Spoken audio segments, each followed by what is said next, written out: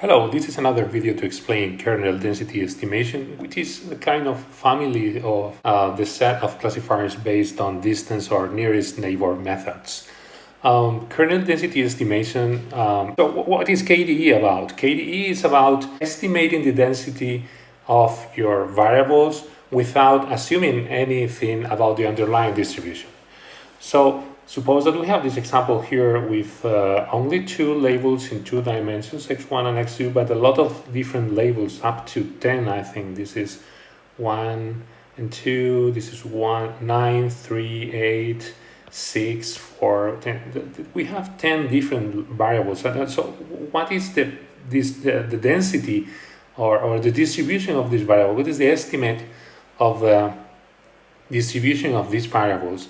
This is what KDE works. The final result will be something like this, right? So if we have something that is like this distribution of the different labels in your data set, not in two dimensions, but in more dimensions, it doesn't really matter. Now, we will be able to compute what is the probability that an element which is here belongs to class 6 in this case, right? Or if the element is here, belongs to class 7, or if the element belongs here, belongs to class 10, and so on and so forth. So the whole idea is to estimate the density of the different labels, and from that try to compute what is the probability of the element to belong to one of the different classes that we have.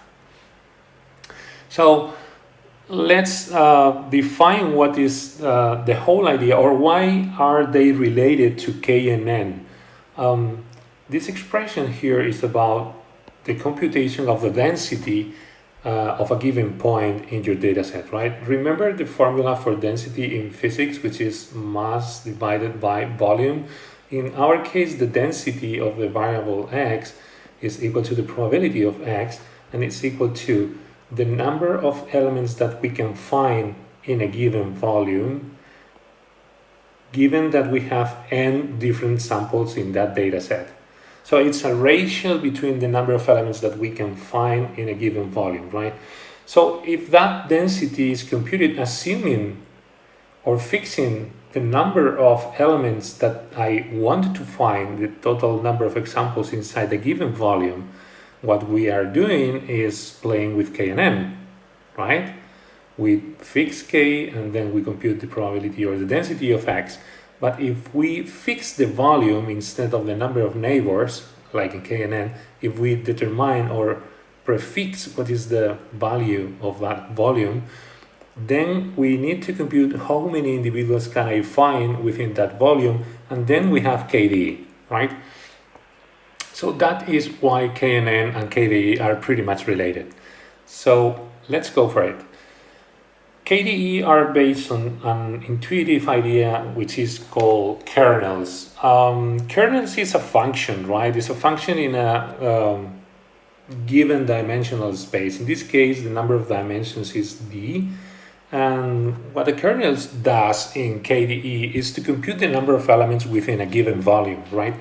The volume is given by this expression. H is nothing else than the height of this hypercube, right? It's called a hypercube because it's not only in 3 dimensions. D could be 4 or anything else, right?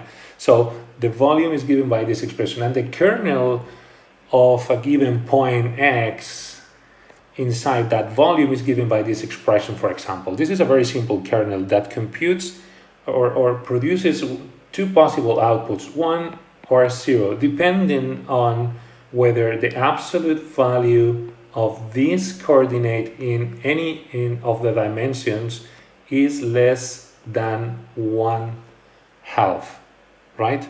Or 0 otherwise. What is the meaning of this? What is the sense of what is intuition of this kernel? Well, it's simply if the point that for any given instance in my data set, if that instance is within this hypercube, then the kernel will return 1. If the instance xy that could be here is outside the cube, then the kernel will return 0, right? Let's see how it works. Suppose that we have these 4 examples that could be our training set, right? And we want to compute for a given x, what is the value of the kernel function, which is the sum over the entire data set of my kernel function over my training set. What is the value of k in that case? Well, the value of that expression, if you remember the formula for the density, is 1 divided by the number of elements, the volume, which is this expression, and this corresponds to the value of the kernel for each of the different instances. And what is the meaning, the intuition between the computation of this kernel function over the different elements? Keep in mind that we are trying to compute the kernel for this x, right? So for x upper 1, what we do is to define or to determine if x1 is within a window centered in that element, right? Since x is within that window, the kernel is equal to 1. The same for x2, the same for x3, but for x4, x is outside that window. And that is why the kernel is returning 0. Okay? Very intuitive. Another example, in this case in 1 dimension again, with all these samples that I will plot here in this straight line. And what we will do is to compute the kernel or the density for different values of, in this case, y, right? It doesn't really matter if it's y or x. What we do for each of these, for example, for y equal 3, is to apply the formula and compute the kernel for the different instances in my training set.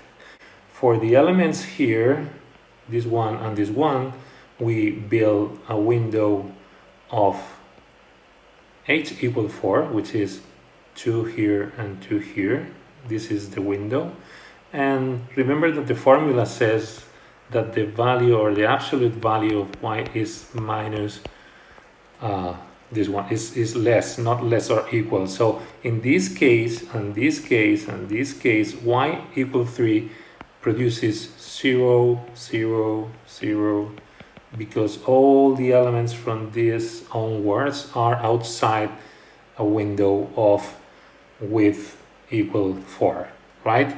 So what is the value for p equal 3 is the application of this formula, 1 divided by the number of elements n times 4 to the number of dimensions, which is 1, times this sum, which is 1, and this is the value for the density. What does this number mean? This means that the probability of finding an element in 3 at this point is very low. If you compare this value with the probability of finding a number or a value in y equal 15, which is much higher, makes perfect sense, because what we see here is a great accumulation of samples or instances compared to the number of samples that we can find around here.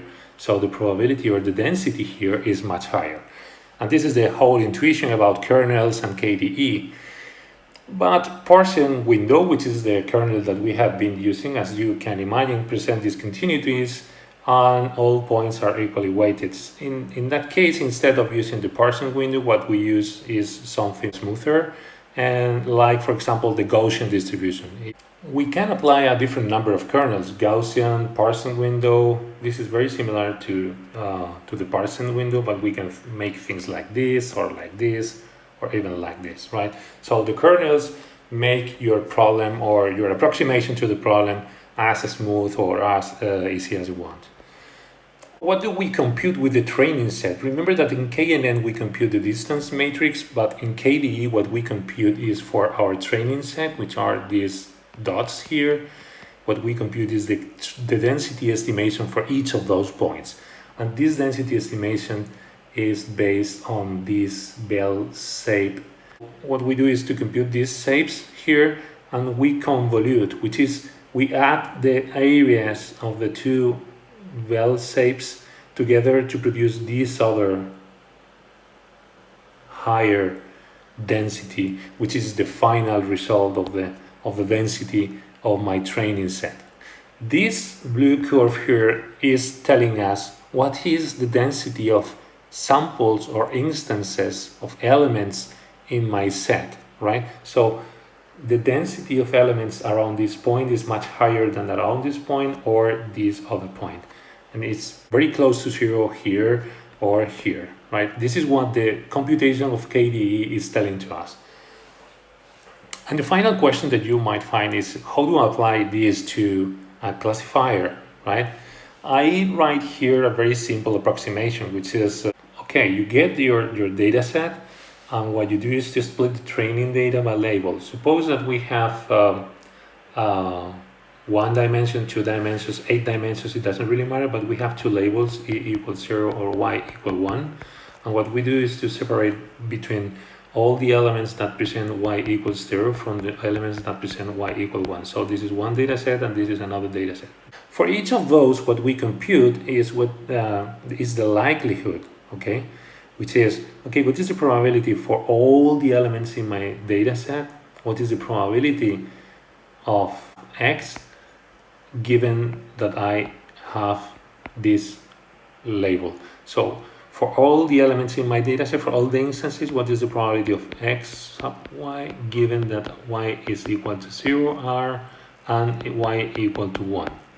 This is relatively easy to compute. You can investigate a little bit on how to compute this probability, but this is the likelihood. It's very basic to compute that from the ground truth or training set that you have. From the number of examples of each class, you can also compute the prior, which is basically a ratio. The probability of y equal 1 is the number of elements, the total number of samples that present the label 1 divided by the total number of samples in the data set, and for the y equals 0 is exactly the same. Given that you have computed this and this, you can approximate the base, the posterior probability from the Bayes theorem using this expression, right? And you can compute that expression for any given x. For the two classes, you compute this value, probability of y0 given x, and probability of y1 given x, and these two numbers will give you two probabilities. The one which presents the higher probability is the correct answer. And this is how we make a classifier with KDE. I strongly recommend you to visit this page to take a look at how KDE works with different kernels. And that's it. Thank you.